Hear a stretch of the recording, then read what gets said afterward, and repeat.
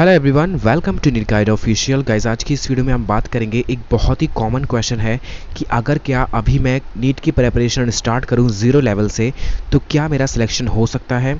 मुझे बहुत डर लग रहा है, मेरा पढ़ाई में मन नहीं लग रहा है और ये मेरा लास्ट चांस है और ऑलरेडी मैं 4 अटैम्प्ट दे चुका हूँ और मुझे ऐसा लग रहा है कि मेरा इस साल सिलेक्शन नहीं होगा, मेरा कुछ भी पढ़ा हुआ नहीं है। लेकिन आप प्लीज़ मुझे बता दें कि मुझे क्या पढ़ना चाहिए, कैसे मुझे पढ़ना चाहिए। मेरे पास ज़्यादा रिसोर्सेज अवेलेबल नहीं हैं। सो आज की इस वीडियो में मैं आपको इसी क्वेश्चन का आंसर देने वाला हूं और अगर आप इसी फेज़ में अटके हुए हैं तो प्लीज़ इस वीडियो को लास्ट तक देख लीजिएगा। ये वीडियो आपको बहुत ज़्यादा हेल्प करने वाली है। देखिए, जैसा कि आपने कहा कि आप 4 साल से ड्रॉप कर रहे हैं, तो इसका मतलब ये तो बिल्कुल भी नहीं है कि आपको कुछ नहीं आता है।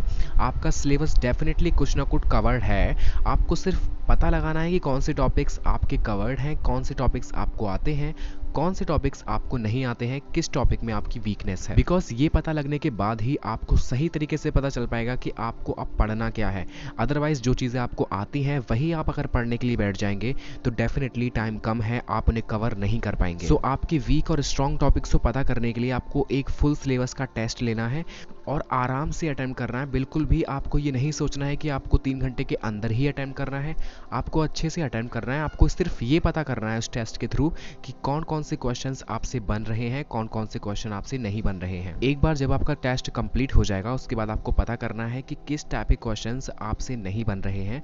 उन टॉपिक्स को ही आपको सिर्फ पढ़ना है और अगर वो टॉपिक्स बायोलॉजी के हैं तो आपको उसके लिए सिर्फ एनसीईआरटी पढ़नी है और अगर वो टॉपिक्स फिजिक्स या केमिस्ट्री के हैं तो आपको अपने नोट्स पढ़ने हैं। अगर आपके पास नोट्स नहीं है तो आप डाउनलोड कर सकते हैं। डिस्क्रिप्शन में एक लिंक दिया गया है, वहां से आप फ्री ऑफ कॉस्ट डाउनलोड कर सकते हैं। लेकिन अगर आपने कहीं ना कहीं कोचिंग पढ़ी है तो प्लीज़ अपने सेल्फ नोट्स को ही यूज़ कीजिएगा, वो आपके लिए ज़्यादा एफिशिएंट होंगे, कम टाइम में आप अच्छे से समझ पाएंगे। और एक बात का आपको ध्यान रखना है, जो क्वेश्चंस आपसे नहीं बन रहे हैं उनके आपको सोल्यूशन नहीं देखने हैं, आपको उस टॉपिक को पर्टिकुलरली क्लियर करना है किसी भी सोर्स से, चाहे वो एनसीईआरटी हो, चाहे आपके नोट्स हो, चाहे मॉड्यूल हो, चाहे वो बुक हो, कहीं से भी हो।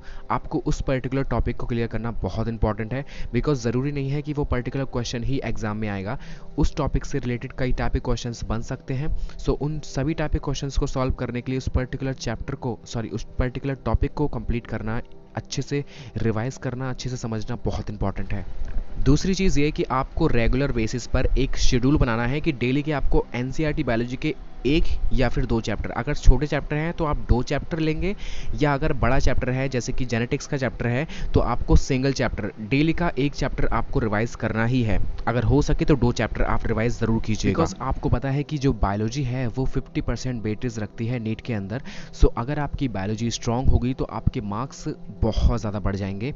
और जो आपकी फिजिक्स, अगर आपकी फिजिक्स वीक है, जो कि जनरली स्टूडेंट्स की होती है, तो आप फिजिक्स के अंदर सिर्फ फॉर्मूले को ही प्रिपेयर करके थोड़े बहुत अगर प्रीवियस क्वेश्चंस रिवाइज कर लेंगे तो डेफिनेटली आप नीट के अंदर 10 से 15 क्वेश्चन तो इजीली कर लेंगे।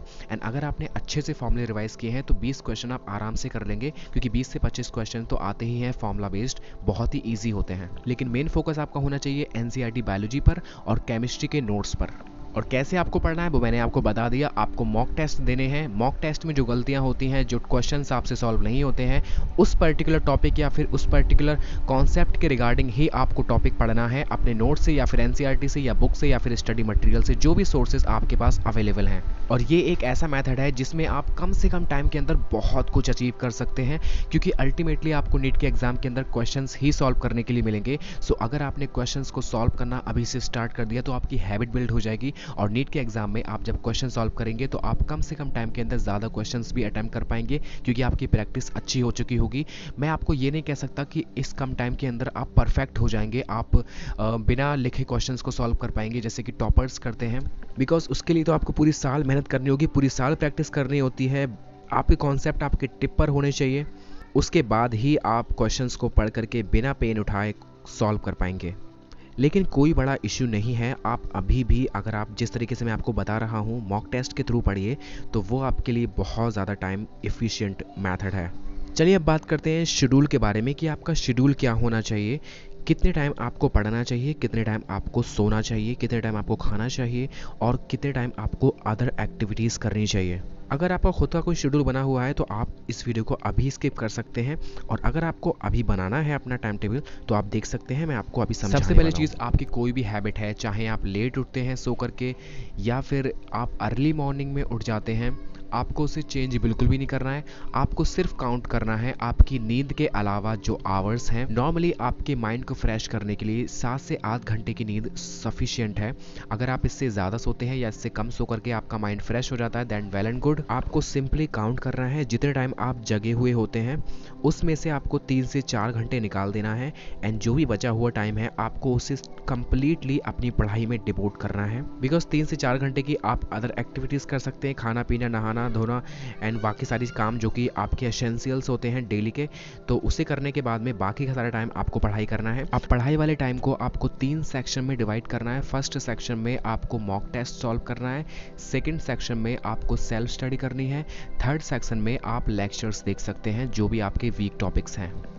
लेट्स से अगर आपका 12 घंटे सेल्फ स्टडी का टाइम है तो उसमें 4 घंटे आपको मॉक टेस्ट के लिए देने हैं, 4 घंटे आपको सेल्फ स्टडी करनी है जो भी आपको अपने कॉन्सेप्ट को क्लियर करना है, एंड 4 घंटे जो बचे हुए हैं उसमें आप कोई कॉन्सेप्ट वीडियो देख सकते हैं अगर आपको एक्सप्लेनेशन की ज़रूरत है।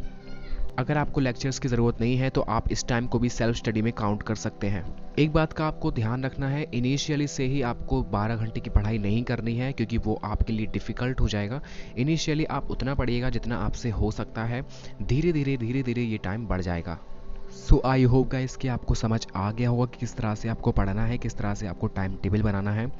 अगर आपको कोई डाउट है तो कमेंट सेक्शन में ज़रूर पूछ लीजिएगा, मैं आपको ज़रूर रिप्लाई करूँगा। एंड हो सके तो इस वीडियो को अपने 5 फ्रेंड्स में ज़रूर शेयर कीजिएगा। और अगर आपने वीडियो यहाँ तक देख लिया है तो कमेंट सेक्शन में लिख दीजिएगा I will definitely crack NEET 2021 examination, जिससे मुझे पता चल जाएगा कि आपने वीडियो लास्ट तक देखा है। और नीट 2023 एस्पिरेंट के लिए ये 2 वीडियोस काफ़ी इंपॉर्टेंट हैं, इन्हें ज़रूर से वॉच कीजिएगा। Thank you so much for watching, best of luck.